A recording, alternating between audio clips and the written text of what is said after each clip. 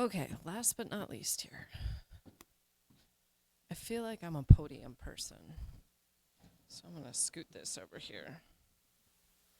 Okay, so I get the fun topic of chatting a little bit about Kochia. There we go. So we called it War on Kochia because it kind of feels like that's what we're doing.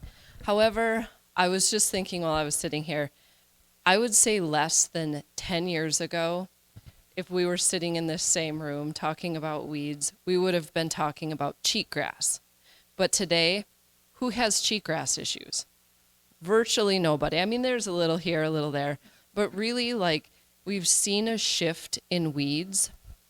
So I don't want to sound super doom and gloom because I think at some point we will win this war.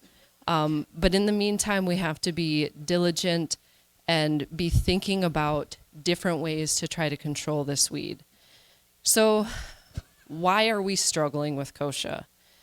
A few reasons that I came up with. Number one being resistance. I mean, it's an issue. We're seeing group 14 is kind of the latest, greatest resistant that kochia is having to herbicide.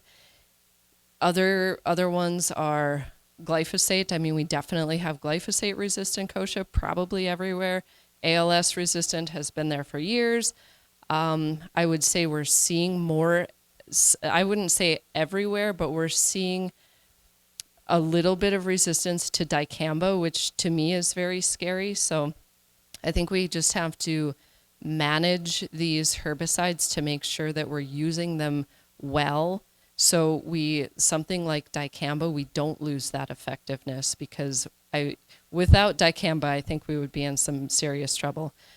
Another reason why I think we're struggling is density. I thought this picture was a really good depiction of density. So we have some big weeds that are predominantly what in this picture, but you look down below and we have lots of little weeds.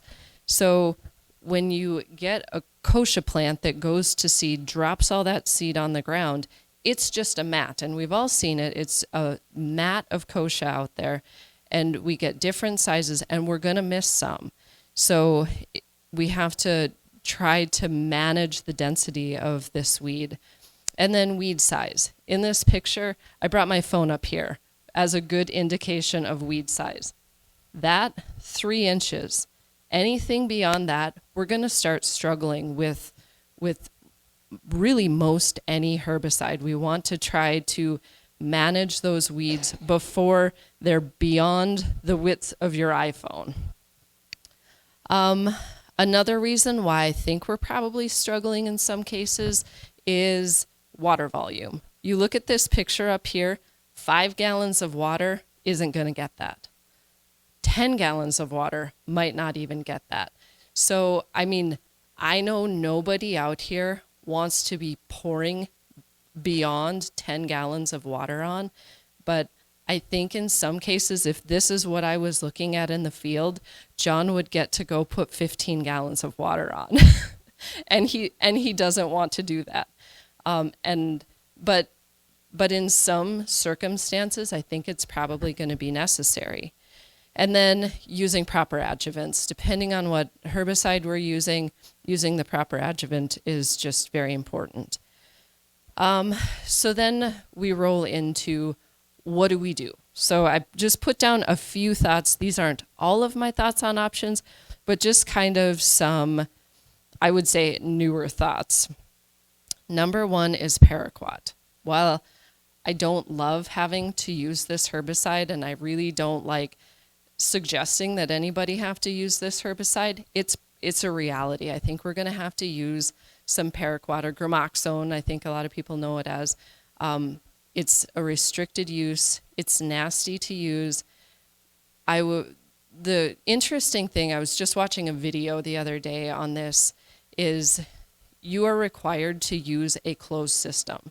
So a batch boy is a requirement. However, if you're a 2.5 gallon jug person, which a lot of people are, there is, and I haven't dug real deep into it, but there's I think it probably goes on the top of a cone, and those 2.5 gallon jugs have a special lid that like hooks right onto the top of the cone and dispenses the product into the cone into your sprayer. So it too would be a closed system. You do have to have a restricted use license, and you do have to have a special certification to purchase Gramoxone. So John just did this certification today, actually. I think it costs $25. You do it online. He said it really wasn't that bad of a process to go through, but it does require some special training, specific PPE, just to keep everybody safe. And like ultimately, that's what we want to do. So paraquat is an option, and I know that we're going to have to use it, especially in front of crops like sunflowers or anything that requires a group 14, because group 14 is what we're seeing some issues with resistance to, which would lead me to my second point, is to possibly lengthen out the amount of time in between those crops that are reliant on a group 14 herbicide. Around here it's sunflowers. If we're seeing some issues with sunflowers, and you'll see on my next slide a good picture of group 14 resistance that we saw in a grower's field not that far from town, we might have to start thinking about increasing. I mean, if we're 3 to 4 year rotation back to sunflowers, I mean, we might have to look at 5 to 6 year rotation, just so we're able to get a handle on the weeds that are out there and try to clean up some of these fields. The next point is we want to make sure we're using two effective, and I highlighted the word effective modes of action in every single tank. In certain things, that's easy. Like if we're going out and spraying in-crop wheat, that's super easy to do. If we're spraying corn, that's an easy one too. Where it starts to get hard, I think, and while I don't have all the answers right now, like we're processing this and working through some ideas, but I think of wheat burn down. We use Roundup, 2,4-D, both of which are fairly ineffective at controlling kochia, and a real pathetic rate of dicamba. On a field like that, that's not going to cut it. Something like that in front of wheat, we may even have to put some Gramoxone on. And then another point that I thought of while I was sitting here is making sure we're rotating our chemistries. So wheat is kind of a big one. We've used a lot of wide match over the years and used Star Rain to do that heavy lifting when it comes to controlling kochia.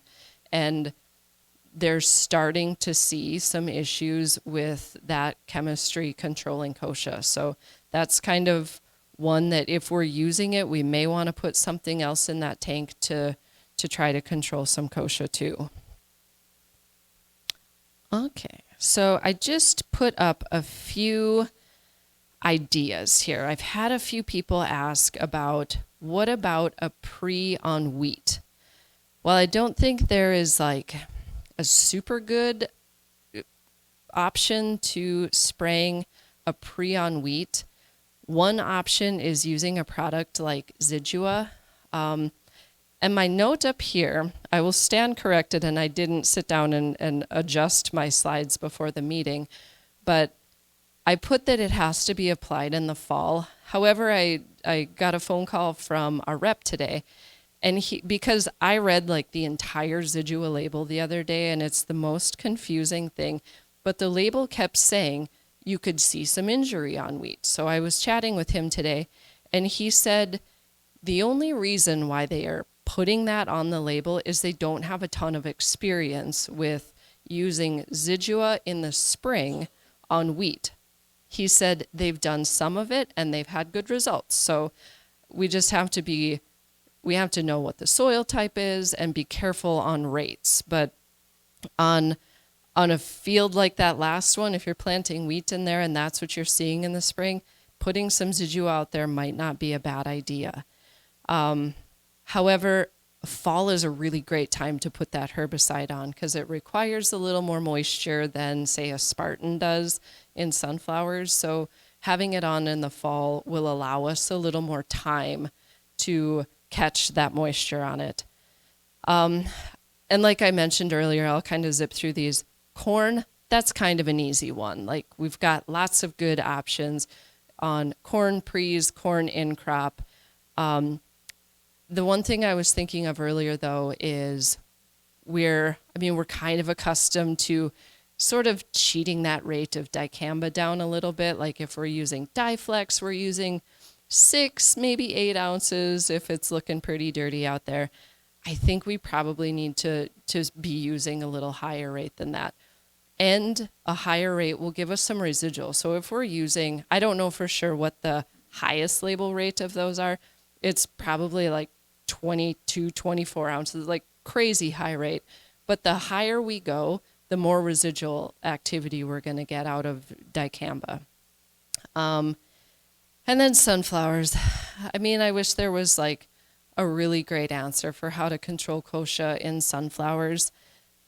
There just isn't one. There are techniques, I guess, we can try to use to control kochia in it, in sunflowers, but there isn't a silver bullet right now. And I don't anticipate there being a silver bullet. So I put a couple options down here. Zidua, Authority Supreme, which authority contains Zidua. We've had good luck with those. So I think that's an option that is certainly worth a look. The photo. If you look at the photo, this was taken on a grower's field not too terribly far from Lemon. This field was going into sunflowers, and he had gone out, sprayed, did everything right. He did absolutely everything right. Had the right adjuvant, right good water volumes, had all the right chemistries in there at the high use rate, and this was his result. You can see, let me just go up here. That right there, almost dead, but that's coming back. You see ones that underneath there are dead leaves, so it looked dead for a period of time, but they're coming back as well. And then you've got teeny tiny ones down here that are just poking through, and this had Spartan on it. So, like, this is just a very clear picture that we have got group 14 resistance. So while I know this isn't the case, this was a little bit of an extenuating circumstance. The field was a dirty field. It had a lot of kochia out there. Best case scenario, we probably should have changed plans, but didn't, stayed true to the course, put sunflowers in here, and you can about imagine what it looked like this fall. So, I mean, it's something that we're going to get to contend with this next year and try to clean up in wheat, which it's going to be a lot easier. One other thought that I had that I didn't include on here that I thought of when I was sitting down here, that while we haven't really tried it, I would love to see somebody try it, is putting rye in the fall as a cover crop, which I've seen some data. I didn't pull it up and put it on here or anything, but I've seen some data that it is very helpful in controlling kochia, like spring germinated kochia. So, I mean, if anybody wants to give it a try, I know where you can get some rye. So, okay, that's all I had.